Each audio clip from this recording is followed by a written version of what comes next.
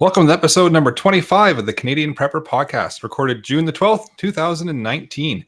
My name's Eric. I'm the host of the show. I'm based in Southern Ontario.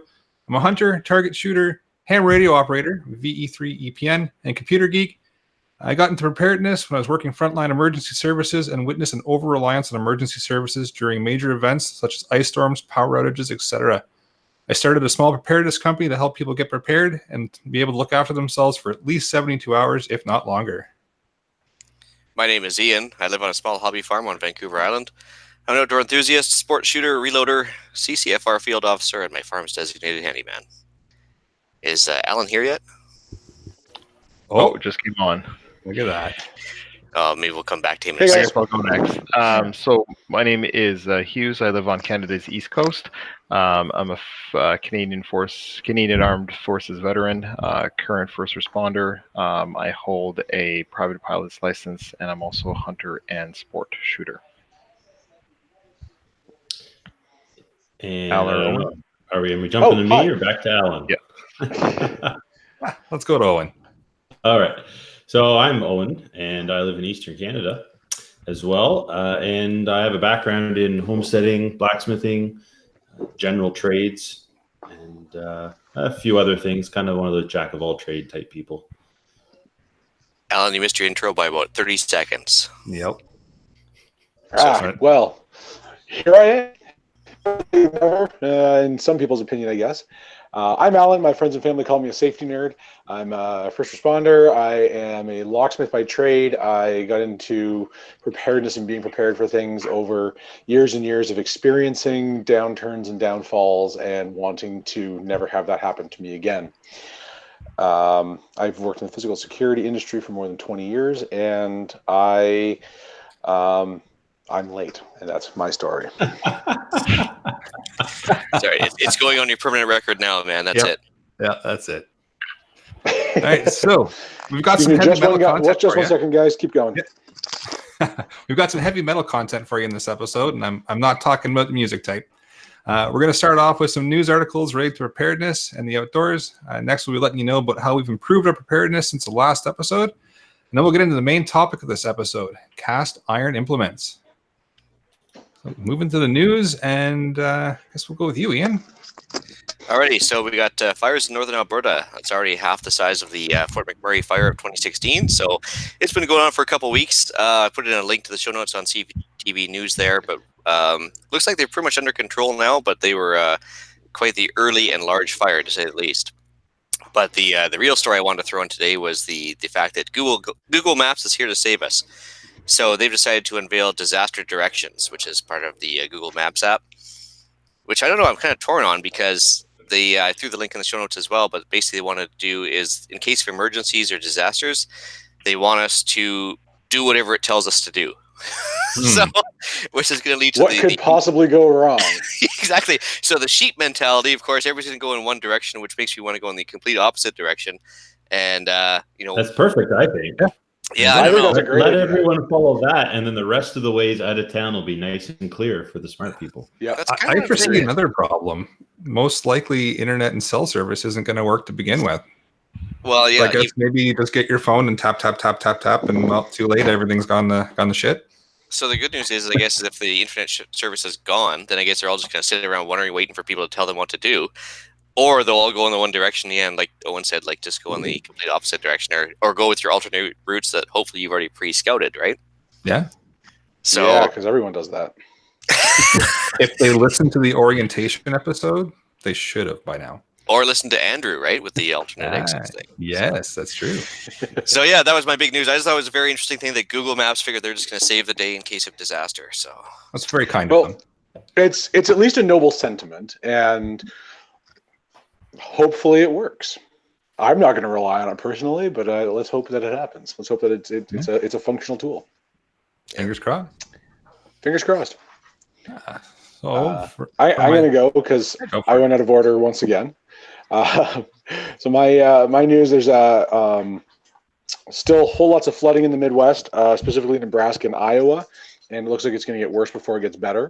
So the flooding itself is always, of course, a challenge. We don't want water in our basements and water on our main floor and water on our upstairs and water on our attics. But the long-term effect of that is that these prime areas for planting, growing, and producing food are no longer our primary sources. So that's going to drive the price and availability of those crops up, which, the cascade effect is that it could be, pretty bad for all of us overall.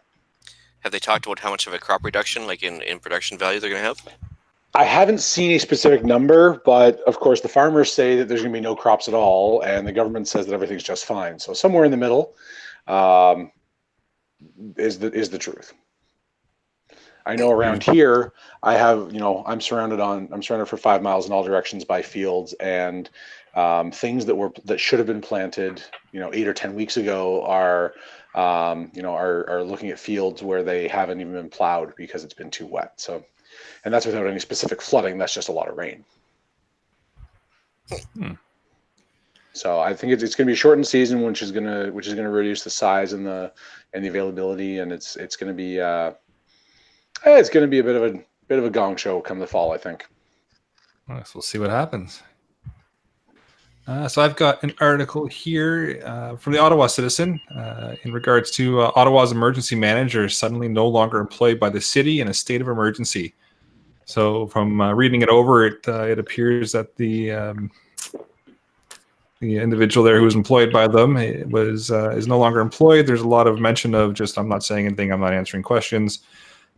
So they attempted to call him and ask what happened, and that was the reply. So kind of interesting to see that happen, especially with everything that's happening in Ottawa recently with the tornadoes and the flooding, and then all of a sudden their emergency manager is no longer gainfully employed. So that was an interesting one to throw in there. Well, hopefully he had a contingency plan for that. I hope so. But he probably didn't, and that's why he's no longer the emergency manager. Yeah, could be.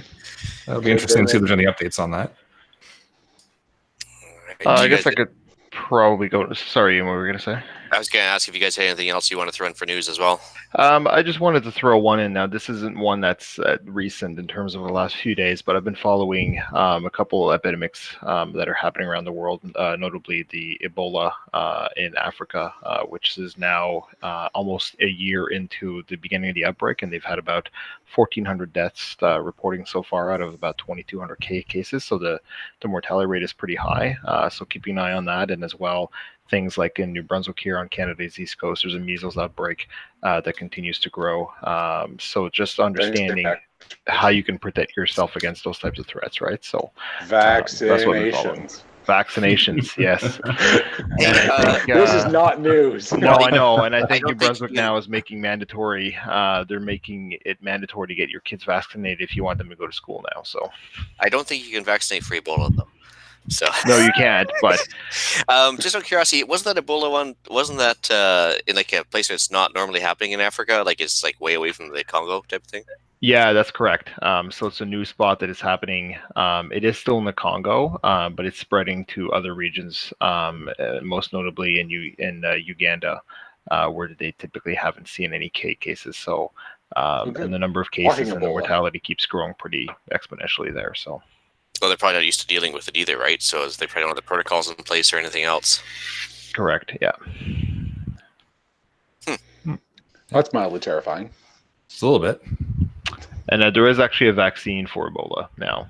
Is there? Yeah, there is, yeah. I was kidding. There you go. Learned something new. Yeah, look at that. Anyone else for news articles? Nope. All right, silence on the panel. Move to what we've done lately for our preps. So, Alan, I think you're up first, and actually in order this time. And actually in order. Hey, look at that. I'm catching up. Got a fair bit of yard work done this past week since we finally had a few days without rain.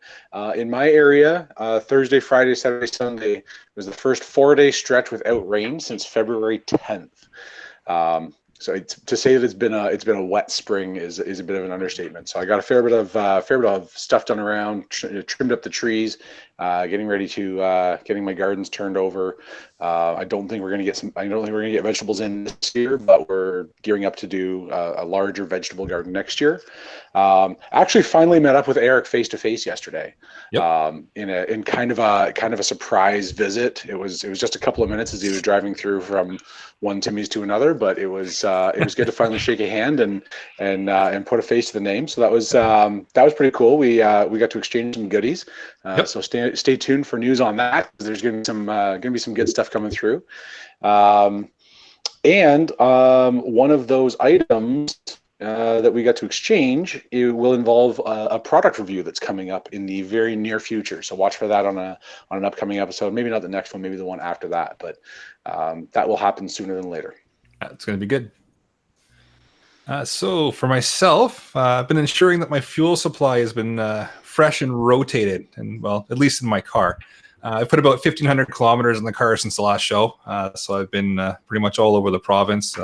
One of those stops being slide by and say hello to Alan quickly. So yeah, I've been doing the Tim Hortons tour all across the province. So lots of hotels for me. How much soap did you come away with, and shampoo and? Well, that's what I got the trailer for now. Say. Yeah. I could probably go next, I guess. So one of the things I've been doing is we have a travel trailer that we use just to go camping with the kids and all that kind of stuff. And one thing I've been doing is slowly converting it into something that can also be an off-grid type of travel trailer, because as it stood, as we bought it, I mean, it was meant to be connected to a water supply, hooked up to like a 58 amp panel and all that kind of stuff. So just this weekend, I installed a reverse osmosis water filtration system. So we have that. The next step is going to be installing some solar panels. There is a generator in the trailer itself, a little 2,000 watt Honda generator that can run most of the lights and all that kind of stuff. And also everything on board runs off propane. So that's not an issue there. But yeah, just trying to work towards getting it to be more self-sustainable as opposed to always having to be plugged into water and electricity. So that's what I've been doing. Very cool. Yeah, actually, I have to tell you, my wife she saw the picture of your trailer there. She's like, "Ooh, I like the stealth aspect." So she actually wants to talk to you later on about maybe setting up one of our own, like kind of like yours there. 'Cause it looks like a good setup. Yeah, for sure. So thank you for that, because she wasn't exactly a big fan of RVs to begin with. So maybe that's the good gateway drug for a good segue into it. Yeah, that's right. Yeah. I like that. Owen, you got anything? Yeah, well, I guess I should preface. We do a lot of homesteading type stuff. We take a view of prepping as sort of modern survivalists and an emphasis on self-reliance over beans, bullets, and band-aids, kind of mentality, though we do some of that as well. So this time of year, of course, is gardening. We grow probably 80% of our own food for the year. So wow. A lot of gardening going in, and regular gardening ground. And we've got aquaponics system I have set up in my greenhouse, which I tweak every single year. And so I'm finally getting into the point of producing regularly and efficiently. Gathering just materials. Big part of that this year, you scrounge around for straw and all that sort of stuff for mulch, and you gather as much of that stuff as you can when you can get it, and stockpile it for all year. And building a new chicken tractor coming up pretty soon for some laying hens, and that have started as chicks this spring that we hatched out. So getting some materials from work, and going to try a whole new concept from what I've tried before. So this is going to be a chicken tractor on wheels. So we'll see how this works. Just for our non-chicken people, I'm totally with you on board on that one. But for the non-chicken owners, a chicken tractor is not a tractor pulled by chickens. So I had this little vision in my head, and there were these tiny little harnesses, and that's exactly what I was envisioning. There is no chicken labor going on there at all. So, do you want to fill them in what a chicken tractor is?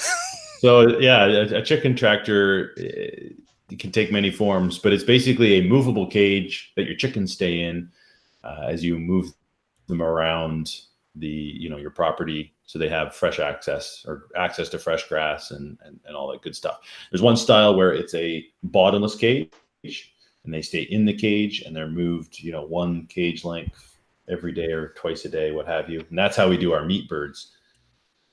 This for laying hens, they will actually range more than a meat bird. A meat bird is, especially the hybrid, meat kings, just kind of sit there and eat what they can eat, and they don't really range a whole lot. So the laying hens like to range. So this will be something you kind of plunk in a section of the field, and they'll eat everything out to a certain radius, and then go back in at night.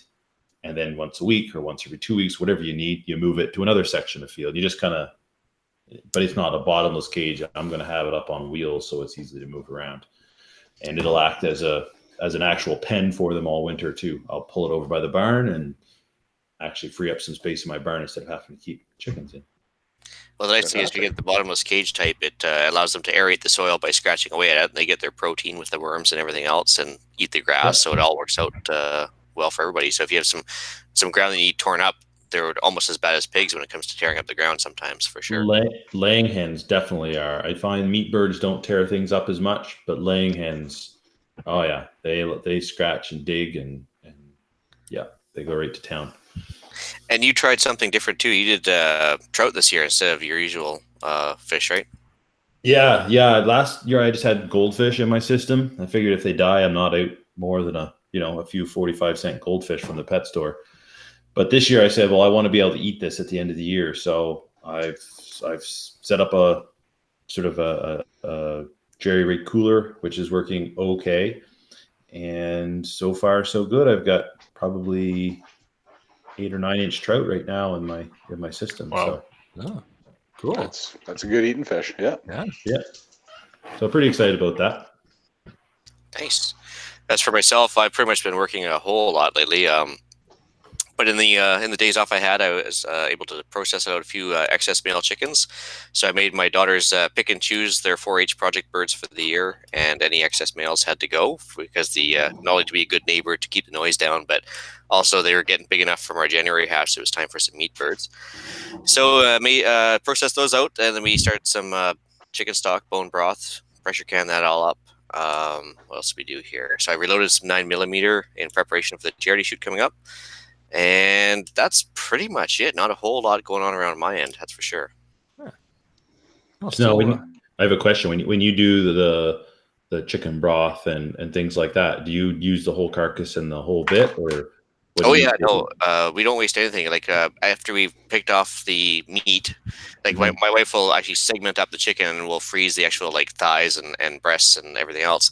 Yep. However, the excess carcass will cook that up in the Instapot. And once we get the broth cooked off, then we actually put it in the jars for pressure canning, and then we take whatever's left on the actual carcass, pick whatever meat we can off for the dog food, and then the bones actually, once they're dried off, they go right back in the chicken coop, and the chickens will eat that bones right down to the only thing left is the back plate usually. There's a tiny little back plate on the back that they won't touch, but if you take a hammer to that, they'll eat that too. So literally we don't waste a dang thing. And actually, that's what I forgot to mention. I took all the guts that we didn't want to keep and threw them in a aerated bucket, and I made my first worm bucket. So cool. I asked my wife how it was going because it's been about 4 or 5 days since I threw the guts in the bucket had some holes drilled in it. And she goes, well, there's about 6 or 7 chickens sitting underneath the bucket right now, and they're waiting for the maggots to drop. And every time a maggot drops, the rooster tells the ladies there's something there, and they all come running in. And so I guess they're all fighting over the maggots that are dropping out of the bucket. So awesome. Success. And actually, she mentioned that today. So instead of getting our usual 10 eggs a day out of this one particular coop that the worm bucket's in, we're getting 15. So excess protein maybe helped. Interesting. Yeah. So that was actually that was a bit of a success. I've never tried that before because the stench. And the wife says, well, it's not too bad, but it's like if you get close, you can smell it. But again, we're not wasting anything that way. Cool. You need to get like a charcoal filter for the top or something like that. What was that? I say you need to get like a charcoal filter to put on top of it or something like that. Yeah, it's that double-edged sword, right? You want the flies to come in, but you don't want the smell to leave. So you gotta get balancing act. Again, right? So, all right, well, maybe we'll move into the main topic of the show.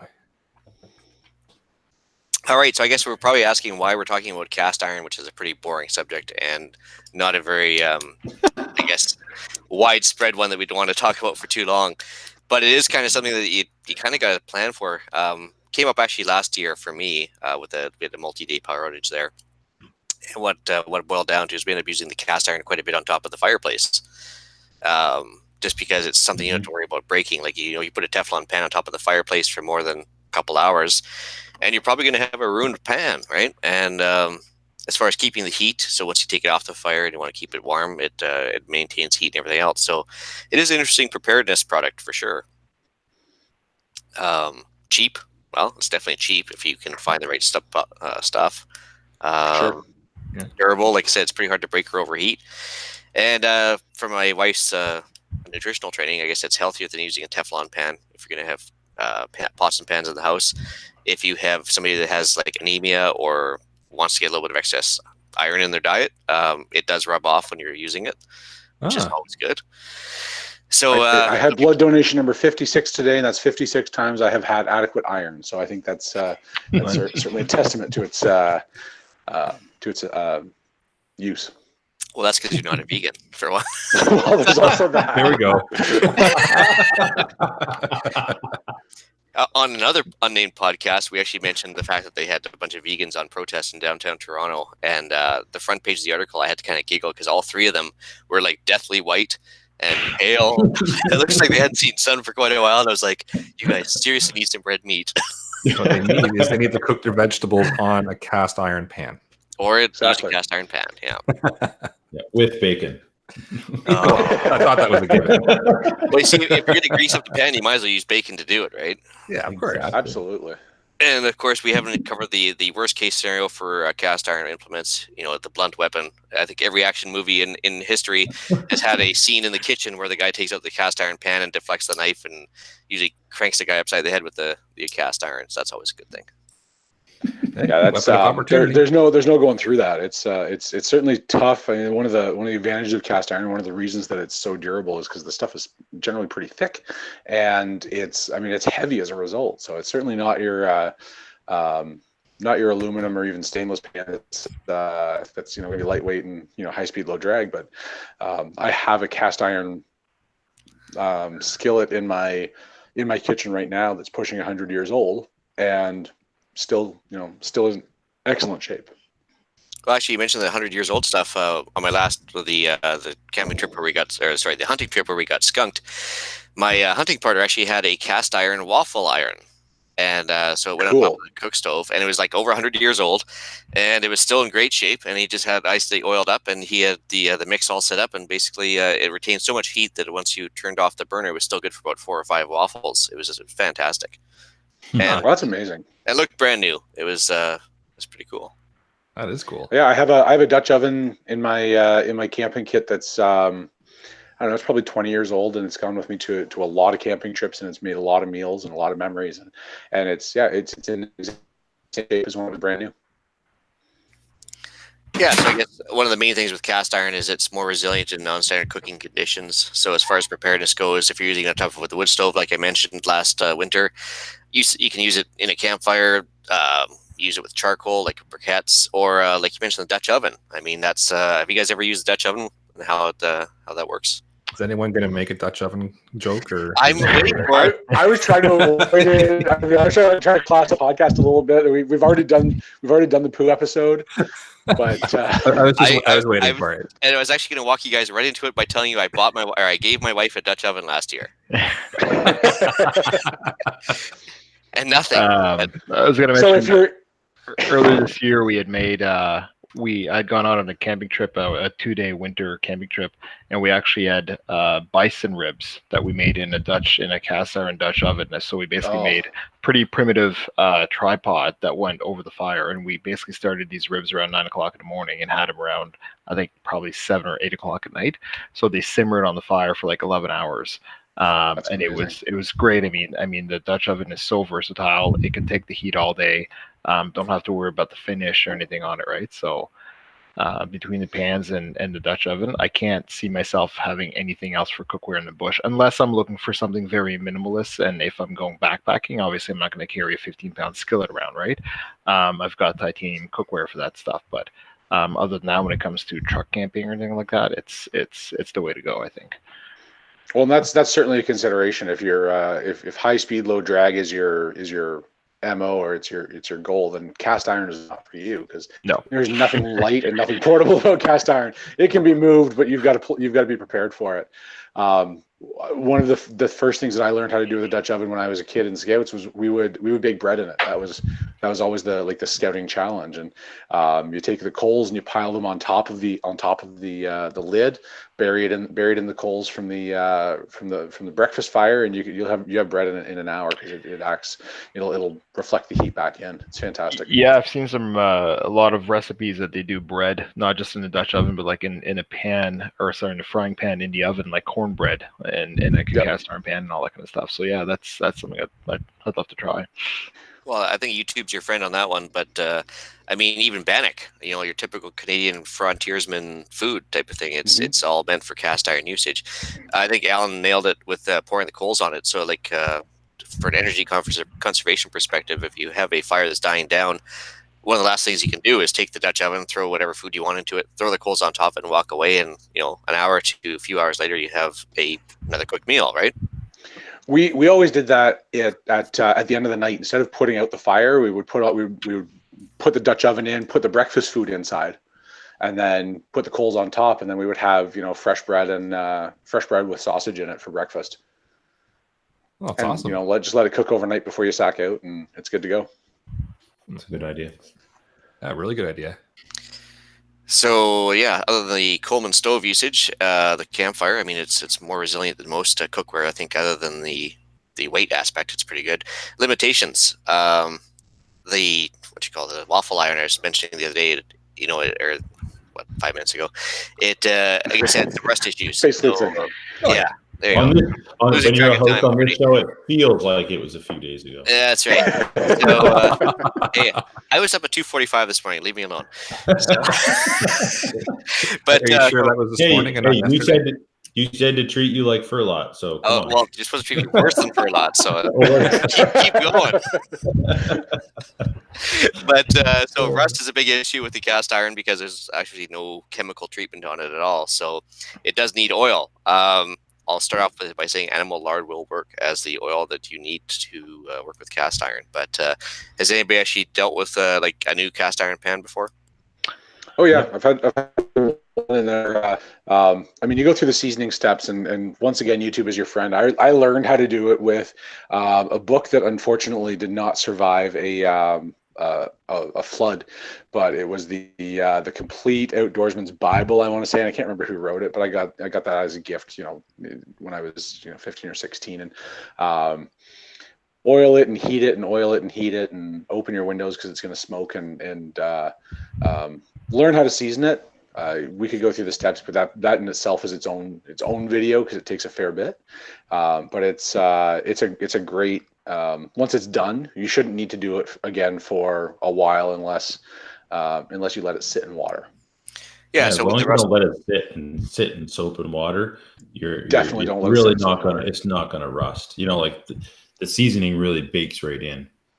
Yeah, I've even heard of people that don't actually clean them. They just basically scrape the food off, put some more oil in it, and that's it. I mean, they don't use soap and water to clean it, right? But we cook exclusively, pretty much exclusively, with cast iron around the house. And what my wife does is she takes coarse salt on a cloth or a paper towel or whatever you want to use, and then she'll scrub it, like use the coarse salt as an abrasive. Okay. And scrub it that way, so it gets it clean, and then she can just take it and wipe out the stuff that's come loose from the scrubbing. But that way we do exactly the same thing. Yeah. And is it not advisable, I guess, to use anything like 3M scrub pads or steel wool or anything to clean it? Well, I think the nice thing is with that is that you could take steel wool to it, and it's not going to damage the finish at all. Yeah, yeah. If it, if it just. But I don't know if it's going to damage the seasoning, right? Or well, basically, anytime you wash it or scrub it or even with steel or whatever, you just kind of give it another coat of oil and it's fine. Okay. I think because unlike a Teflon pan or like the Visions cookware or anything else, if you don't maintain the seasoning, that's when problems start, right? Yeah. And do that while it's still a little bit warm, I guess, is the other thing, right? While it's still warm, you scrub it out with the salt and then just a few drops of oil and coat it again, and then you won't have.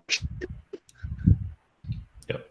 If you do it when it's cold, it'll take forever to scrub. But if you do it while it's warm, then the pores are, the pores of the metal are open, and it works out better for you. So because it's not a very common thing, I thought I just mentioned, like, if you want to get into cast iron cookware, there's always Princess Auto. It's pretty cheap. Cabela's is surprisingly cheap for cast iron pans and stuff, as well as Canadian Tire. But always with Canadian Tire, I think with pretty much anything, you have to wait for the sales to come on, because they have the regular price, which is way too much, and the sale price, which is what it's really worth. I found cast iron at many a Goodwill in Value Village.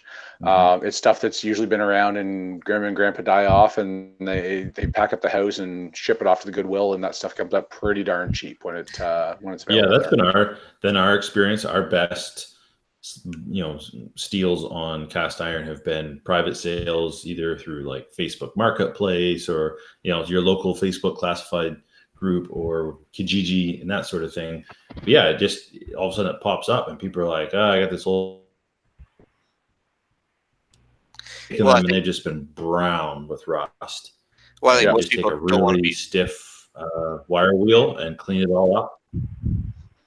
Yeah, I think most people can't be bothered to recondition stuff. So if you get to a garage sale or a thrift store and you pick one up for $2 or $3 for the sake of an hour's worth of labor, you probably get a pretty nice pan because, like you mentioned, the wire brush, reseasoning it.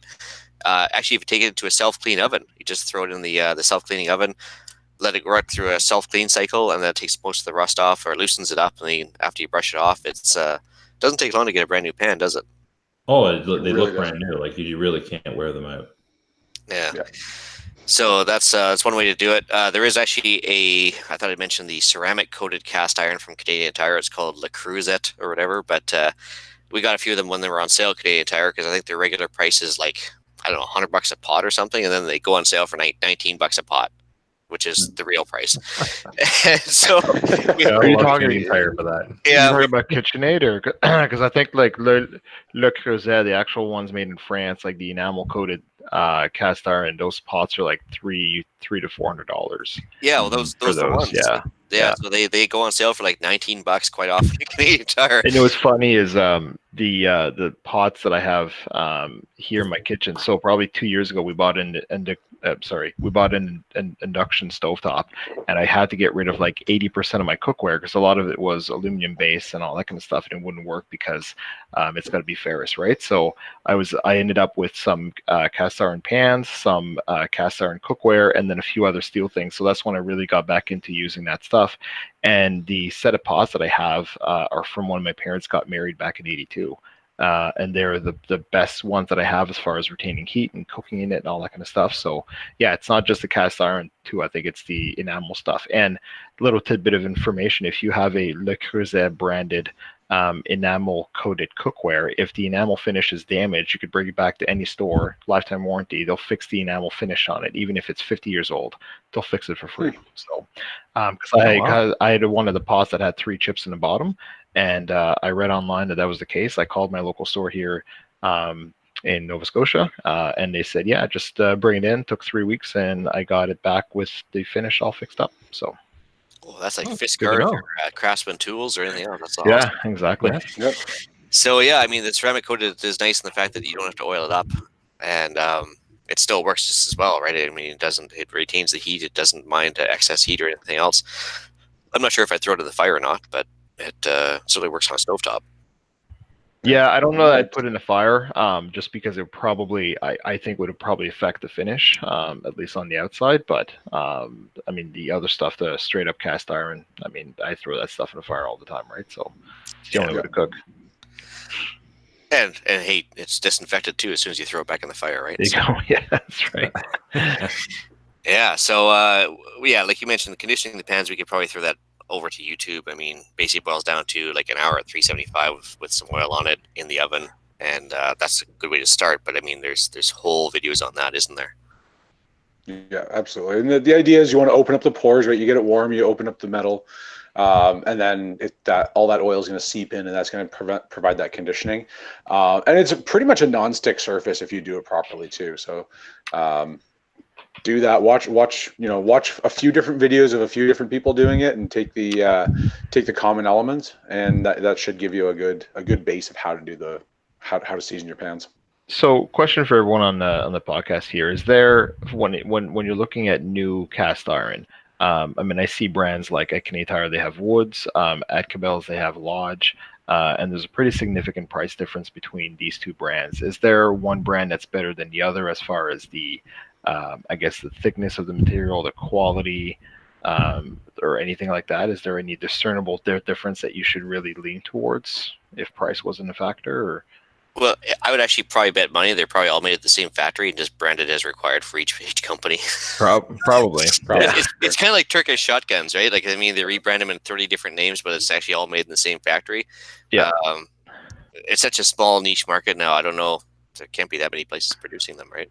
I mean, honestly, to your point, Ian, they're probably all coming out of China, same factory, right? And they're just putting whoever's name is applicable, I guess, right? So, but you just see such a price difference between like the $20 Woods and the $80 Lodge. So I just didn't know if there was any discernible difference between them. Yeah, I've never Well, that's like the I would pick them, to take them and look at the thickness of the metal and the weight of it, and kind of. It's like a lot of those things. You can tell quality when you pick it up, because you go, okay, this feels like it has a better quality. It's heavier, it's thicker, it's going to take more abuse, things like that. So, but then again, I was thinking, it's probably cast iron, and how can you mess it up, right? But somebody's going to find a way out there to mess it up, right? Well, if they can save 5 cents, by making it a little bit thinner, if they could save 5 cents, then they will. Yep. And that's some kind of thing is like maybe the older the better is what my mindset would be on that one. So like the thrift store special would probably be actually a higher quality than well, I did hear that with some cast iron, and this probably goes for a lot of types of cookware, if it's too thin, you're going to have hot spots, right? So when the material's a lot thicker, it can distribute the heat a lot better, so you don't have hot spots in your pan. Whereas if you get something really thin, and this probably goes for like steel and aluminum and all that kind of stuff, you'll have these hot spots in the pan that just burns the food, right? So, well, that's the main benefit of cast iron is the even heat distribution, right? So, I guess the only thing I would look for, and I think I've never actually seen one in person or held it in my hand, but I've heard of cast iron pots and pans where the handle is welded on or brazed on instead of being forged into the as an item. So just look for those welds, and if those welds don't, if there's spotting or spalling in that, then that would be a sign for me to avoid it. I don't think I've ever seen one that had like a welded on handle. I think everyone that at least all the ones that I've owned have been forged as a one piece. Well, that's what I'm saying. So I've heard of it. I've never seen one, but I've heard of that, and that would be something to avoid for me. Okay. Yeah. Actually, question for Owen. You're kind of the resident blacksmith guy and everything else. Is it easy to weld cast iron? Nope. I shouldn't say that. It's easy if you have the correct welding rods. So cast iron can be brazed or it can be welded, but it does take a special rod that is pretty expensive. So probably not worth it then. Yeah, I mean, if you took it to a shop and they'd charge you probably like $10 a rod to weld it up, but it's. If you're talking about a $20 pan new, right? Then it's probably it might not be worth it. But unless it had some sentimental value, it was great grandma's or something like that. But it is possible to weld it. It's not possible to forge it in a traditional sense of heating it up and shaping. Yeah, cast iron just doesn't work that way; it's too brittle. But you can weld it, and you can certainly braze it together. I was gonna say, if the handle breaks, you can use that pan to melt lead to make some homemade bullets, I guess. But you can find it. That's actually a legitimate purpose, I suppose. Yeah. Right? You put a cast iron little pot or something. Because I don't know how happy my wife would be if I use her her I know exactly how happy my wife would be if I did that. It's a negative value. See, you won't suffer from anemia, but you get lead poisoning. But it's kind of a balanced thing, right? Yeah, but if I get lead poisoning while I'm trying to administer lead poisoning, does it balance out in the end? Yeah. Oh yeah, she'll definitely give you lead poisoning. Yeah. No, I was thinking actually that's a good point. It was if you're gonna do it over top of a fire, get those wheel weights out and melt away, right? Yeah, I remember when I tried to get into with a friend, I tried to get into casting, and I digress a little bit, but I remember asking a local shop if they had any wheel weights, and they called me down, and they had 6 5-gallon buckets of wheel weights. And I was like, "Whoo! I have my own army here." So Actually, so Owen, as far as smithing it goes, you said you can't hammer away at it because it's too brittle. But what's the melting point on that? Like, is it like way beyond a forge? I'm going to be honest, I'm not big into casting per se, so I don't know the exact process. There's a lot of different types of casting, but there's something about the alloy structure and the way they make it.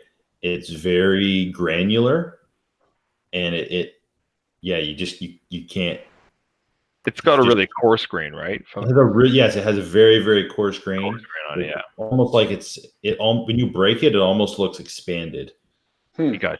Yeah, and I really don't understand the process of the to make cast iron, but I just know that if you find it, you're really kind of out of luck as far as making anything out of that. If you want to repurpose it, into something else, and this is what a lot of people see. They see these railings or gates and things like that, but if you look closely, you can very often see the cast marks on them, and that wasn't a handmade item; it was a factory-made cast piece. If you were to hit it really hard with a sledgehammer, it would actually just shatter. Got it. Yeah. I was trying to think of other cast iron tools we could talk about, but the alternative uses, I guess, on the barbecue, you could use a charcoal grill and the infamous tortilla press. If you want to get all fancy during the apocalypse, I suppose you can make yourself some fancy tortillas, right? Well, I'd seen somebody that made there was a broken handle on it. I think it was like an 8-inch skillet, and they were using it to put wood chips in it to make a smoker box. So that makes good sense. Yeah, so I mean, it would heat up pretty significantly on the charcoal, and once you get the damp wood in there, it'd make a great smoker. So without having to sacrifice one of your good pans, right? So. Well, and somebody else mentioned the tripod earlier in the episode here, and I thought I'd throw the link in for that. But I guess that's one of the things you can hang. That was you. That was me. Yeah. Yeah. Yeah, that's a good one because it's something you can put over the fire and not worry about it melting down or anything else. It's pretty resilient for sure. And I put my worst case scenario here is if you don't like your frying pans anymore, you can use them as steel gongs at the shooting range. They might shatter after a while, but probably for a shot. That must have done something to really, really upset you to reduce it to such a thing. I was trying to think, well, they'd hang well with the handle, right? I mean, there's always a hole in the handle. Usually you can just hang it up. I think I remember shooting one. I think even like a 9mm went through it. It wasn't. No, really? It didn't take much. Yeah. And I think like Owen had mentioned, right? Like it just really like it took out a chunk of it, and it was just a really coarse grain, a really coarse structure of how it broke. But I remember we shot it, like we had everything out there. We had 9mm, we had 308, and we shot with the 9mm, and the first round just went right through it. I was like, well, that's it for that. So. See, another action would be even steel fittings. Like I'm a plumber. One of my trades is plumbing, and in a lot of old steam systems, they'd have cast fittings, and in heating systems, they'd have cast fittings. And we would, if we had to take apart a system, and we were like, well, we're not going to save this. We just need to get it out. We'd just take a hammer, and we could break the fittings just by beating on it with a hammer. Oh wow! Yeah. So it's pretty brittle stuff. In that sense. Yeah, it's not. Probably wouldn't be able to do that with galvanized steel or anything like that, right? Like no, you would just deform. It would just bend and deform. It wouldn't break. So it's durable on one hand, but on the other hand, it is subject to that kind of sharp, focused impact. It will break. So another action movie myth busted then. Yeah. So good for edged weapon defense, but not for projectile defense. Exactly. Dang it! One of my favorite cast iron pans. My now ex-wife bought it when we were one before she was my ex-wife, and it actually came from Pampered Chef, and shockingly good quality. Like it's cast, of course, but it's just like almost like a sandwich skillet. It fits 4 sandwiches just about perfectly for making grilled cheese on Sundays, and it's. But in our house, we have grilled cheese sandwiches on Sundays. I don't know if that's a thing anywhere else, but sounds like a great tradition. It's a family tradition. So it gets perfect size for that, and it's that even heat distribution all over the place. And that's I mean, I've had that for 15 years now, and it still looks as new as the day I bought it. So the products are out there, and don't be afraid to invest a little bit of money in it, because it's going to last you a lifetime. Oh, so I guess it works into the cost saving aspect too, then, if it's going to last a long time, longer than your average Teflon pan. Yep. Some heavy up. It also doesn't warp like Teflon pans do, like the aluminized or steel ones. Well, you guys, do you ever notice the smell coming off a Teflon pan half the time? It just smells like death. Awful. Yeah, I like the cast iron thing, especially with bacon and eggs. Yeah. Oh, I tell you. Oh yes. Yeah. There's nothing like one of my favorite things is we eat fajitas around here, right? So you do the fajitas, like do the onions and the peppers in the skillet, and it's just they blacken up really nicely. It's just fantastic. You just got to do bacon. Awesome. I'm also don't worry about the vegetables. Completely aware that it's now almost 10 o'clock and I haven't eaten dinner yet. So. Well, we made it through 45 minutes of talking about cast iron, so that's pretty good. It's probably time to shut her down. Then anyway. I think that's impressive. I wasn't quite sure how long we were going to make it. I'm impressed. So maybe we'll move into the podcast challenge. All right, so podcast challenge related to what we've been jabbering about for the last 45 minutes. It's find a cast iron implement of your choice, incorporate it into learning an alternate method of cooking food. Tell us how cheaply you got it for, or if you did a restoration on one, that's even better. So look at Kijiji, look at the thrift stores. It's yard sale season, so get out early on a Saturday morning, cruise the neighborhoods, and see what you can find. Maybe we'll see if we can find a prize for the lowest price, but it's got to be verifiable. If you do find something, or you find something that works well for you, once you do get a pan, as far as getting it prepared and ready to go and all set up, just flip us an email at feedback@prepperpodcast.ca. Let us know what you found.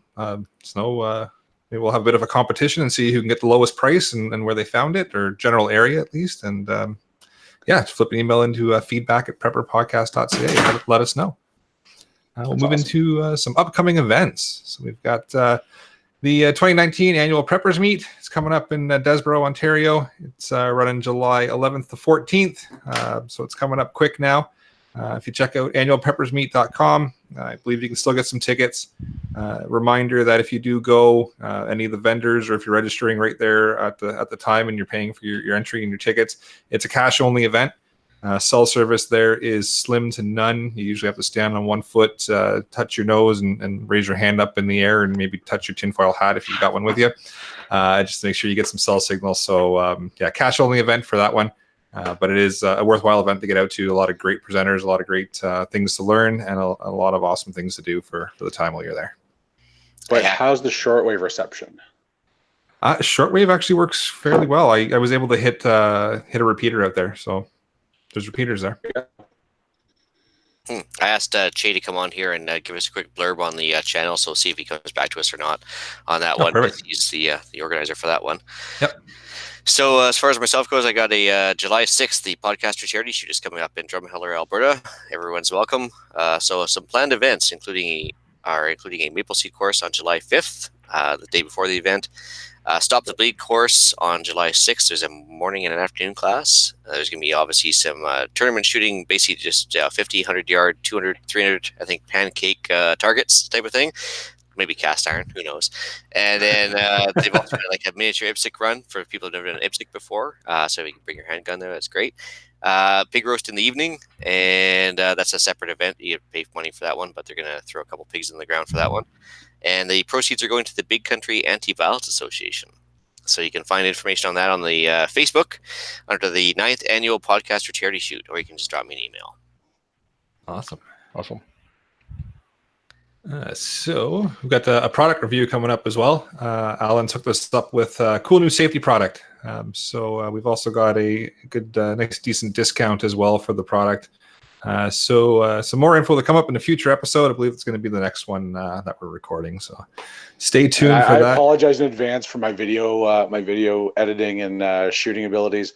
It was harder than I thought, and I'm very new to this, and technology is generally not my friend. So it looks like the video looks like somebody who did it for the first time because it's done by somebody who did it for the first time. We're just glad you're wearing your PPE. Oh, I was wearing no PPE. It's the best.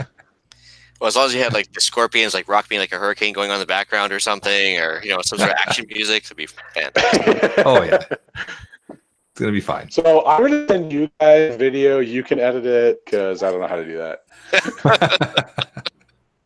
Fair enough. Send it my way. I'll edit it up for you. All right, perfect. You might not like the high heels I make you wear in it, though. All right, let's move into some shout-outs. That's fine. You got a shout-out there, Alan?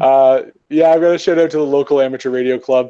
They keep reminding me to get out and study. So the book is living here next to me on my desk. I spend a fair bit of time here. I've got other classes I'm studying for right now, but I'm still on track to write my exam for that kind of by Thanksgiving. That's my current goal. So kudos to them. I don't know that any of them listen, but they keep me going in the right direction. So thank you to the London Amateur Radio Club. Awesome. We've got a shout out to Budgetwise Promotions. They made us some pretty awesome shirts. So you can check them out at budgetwisepromotions.com. I don't know exactly when we want to show off the shirts, but they will be available shortly for purchase. It'll help fund the show and keep us running. I was going to say, it's too early to talk about the shirts yet. Nope, just did it. No, I think it's not too early to talk about the shirts. So. Nope. I got a couple here. So. Well, you're wearing one. Oh, yeah, show those off. I am. Yeah, I got one on, and so I got this guy here. Oh, look at that! So fancy. And we got him in black too. Because nothing quite says OPSEC like wearing a T-shirt that says Canadian Prepper Podcast. Yeah, exactly. Hey. This is true. Not very great, man, but hey, what are you gonna do? If you want to help support the show, we've got some shirts now. You can always put a piece of duct tape over the logo, I suppose, and that's your OPSEC, right? Which is also not obvious in any way, shape, or form. No, not at all. No. Not for the paranoid. All right. Anyone else got some shout outs? Silence on the panel. All right. Go to email, YouTube, iTunes reviews. So we've got 2 new 5-star reviews on iTunes. So we've got one on June the 6th from Not a Commie in Burnaby. So it says, love the podcast. Great advice. 5 stars. Right on. And we've got one from Hunter874 on June the 10th. It says, a great show. Ian, bear bacon is a must try. Ooh, I will try that in the fall. There you go. I think that's a great idea. I don't want to get ahead of myself and assume I'm going to get one, but and jinx it again like last year. But the wife's on board for hunting a fall bear, so. Oh, well, there you go. Yeah. I'll have to give it a shot. Let us know how it works. Could have had one tonight. I had one walk right through basically my backyard. Nice. Well, 8 o'clock. Then it's attacking you, and you have no choice but to defend yourself. Yeah, you just have to say it's coming right for us or something like that, right? Or just don't say anything and just lead it over to the freezer and drop it there. Well, actually, it's kind of we've got such a influx of bears right now in our area because they stopped grizzly hunting in BC, and natural selection occurs, and the excess grizzlies are getting pushed over to the island for the first time in who knows how long, because there was no grizzlies on the island until about 2 years ago, and then now they're pushing all the black bears south, so we've got a bunch, and luckily enough, the wife and I each get 2 tags a year, so we've got 3 more to fill. Nice. So that should be interesting because it's blackberry season come August, and I think season opens up in September. So, well, there you go. That'll be nice and fat and ready to go. Yeah, there you go. Have to get some bacon. Yeah. So we are up to a total of 23 5-star reviews. We've still got that one 4-star, that little guy. I'm starting to wonder if maybe that was as a result of the Sasquatch research scientist just ensuring we continue to talk to him, practicing some OPSEC perhaps. Doesn't want to message in anymore, but wants to make sure he's still part of the show. We're still thinking about you, Sasquatch, even if you're not thinking about us. He might be knee deep in the bush, still doing his research right now. I don't know. Could be. But oh well. Maybe we'll hear from him again. Maybe he'll send us another 4-star. Who knows? As far as email goes, nothing new has come in since the last episode. Just a reminder to anybody who's listening, we're starting to do shows every Wednesday night now. So if you want to send an email in between shows, and we can get it on the next episode. But we are recording every Wednesday night now at 9 o'clock Eastern. So. And nothing new as well on Podbean. No new reviews there either. So I guess we will. I'll bring episode number 25 of the Canadian Prepper podcast to an end with that. You can find the podcast on iTunes, Podbean, Spotify, or your favorite podcast app. Please help us out. Take a few minutes to submit a review. It helps other people find us. Also lets us know if you're enjoying what we're saying or what we're doing, or throw in a couple of reviews and tell us what we're not doing right, and we'll see if we can correct it or maybe argue with you, one or the other. You can find us at prepperpodcast.ca. We do record these shows live on YouTube chat. If you want an early peek at the show, subscribe to the YouTube channel, Canadian Prepper Podcast. Click on the notifications tab. That gives you an alert when we are going live. And if you want to contact me directly, you can find me on Instagram at PPSWO. Or just dial 911, right?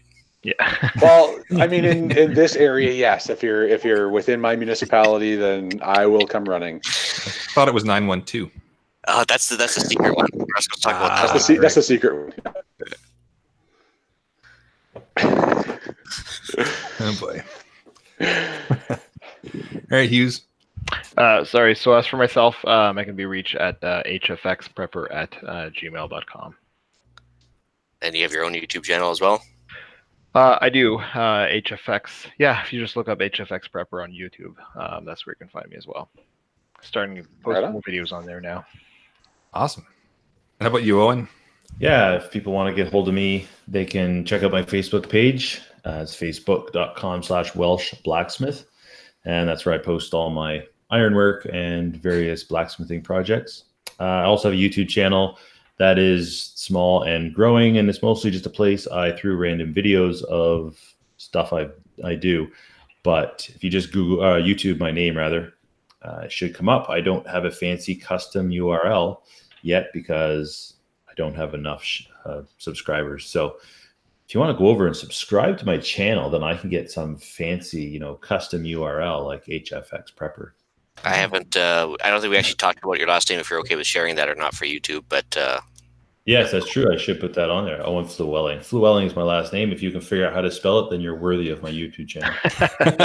If that's not a Welsh name, I don't know what is. Yeah, as you can say, it's almost as Welsh as my last name, but we won't go there right now. So, so that's podcast challenge number 2. If you figured out how to spell Ian or Owen's last name, you succeeded in challenge number 2. Well, I understand that the Pronounce Welsh it again for us. I think the Welsh people were so poor back in the day they couldn't afford vowels, something like that, right? they use a lot of L's and R's instead, right? Something like that. Yeah, Y's, the occasional Y. Yeah. Yeah. Excellent. So as far as myself, you can reach Ian directly by emailing me at theislandretreat@gmail.com. You can also find me giving me my try this again. You can also find me giving my 2 cents worth on Canadian Patriot Podcast, also available on iTunes and YouTube. There you can find us exposing more government waste, squirreling off on the odd firearms-related banter, and generally drowning our sorrows online versus at the local watering hole. All right. So please check out Rapid Survival at rapidsurvival.com. You can get a hold of me there on the live chat while you're buying some prepper gear. You can also email me at feedback@prepperpodcast.ca. Thanks for joining us this evening. You can tune in for our next episode. We're going to be covering off fire prevention from a preparedness perspective. That is a tongue twister. So until next time, I'm not trying it again until we start recording the next episode. Until next time, be prepared, stay safe, and keep learning.